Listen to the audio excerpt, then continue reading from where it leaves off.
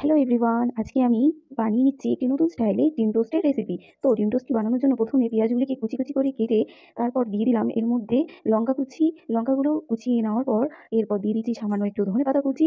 ধনেপাতা কুচি দেওয়ার পর এরপর এর মধ্যে দিয়ে দেবো পরিমাণ মতো নুন। নুনটি দেওয়ার পর দিয়ে দিচ্ছি এর মধ্যে একটি ডিম। ডিমটাকে ফাটিয়ে নিলাম। এরপর এটিকে ভালো করে ফেটিয়ে নেব। এরপর গ্যাস ওভেনটিকে জ্বালিয়ে নিলাম। গ্যাস ওভেনটি জ্বালিয়ে নেওয়ার পর দিয়ে দিচ্ছি এর মধ্যে একটি ফ্রাইং প্যান দেওয়ার পর আমার মনে পড়ে গেল এর মধ্যে একটু টমেটো কুচি দিলে কেমন হয়। তো টমেটো কুচি দিয়ে দেখবেন, আপনারা অবশ্যই দেবেন, এটি খেতে আরও এর স্বাদ বাড়িয়ে দেয়। তো টমেটো কুচি দেওয়ার পর এর মধ্যে দিয়ে দেবো সামান্য একটু গোলমরিচ গুঁড়ো। তো গোলমরিচগুলোকে একটু থেতো করে এর মধ্যে দিয়ে দিচ্ছি ডিমটাকে। এরপর ফ্রাইং প্যানে দিয়ে ভালো করে ফ্রাই হলে এর মধ্যে দিয়ে দিচ্ছি পাউরুটিগুলি আগে থেকে সেঁকে নিয়েছিলাম। তো পাউরুটিটি অবশ্যই আপনারাও একটু সেঁকে নেবেন। সেঁকে এর মধ্যে দিয়ে দিলাম। পাউরুটিটি দেওয়ার পর ভালোভাবে ফ্রাই করে নিতে হবে। তো ফ্রাই করে নেওয়ার জন্য আমি পাউরুটিকে দিলাম উল্টে।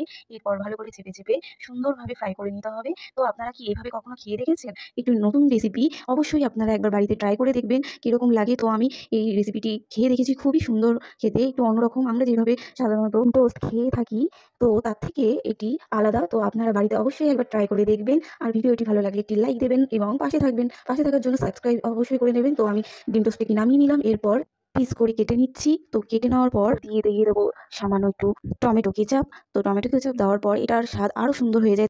এইভাবে আপনারা বানিয়ে নিতে পারেন সকালের ব্রেকফাস্ট বা বিকেলে স্ন্যাক্স হিসেবে।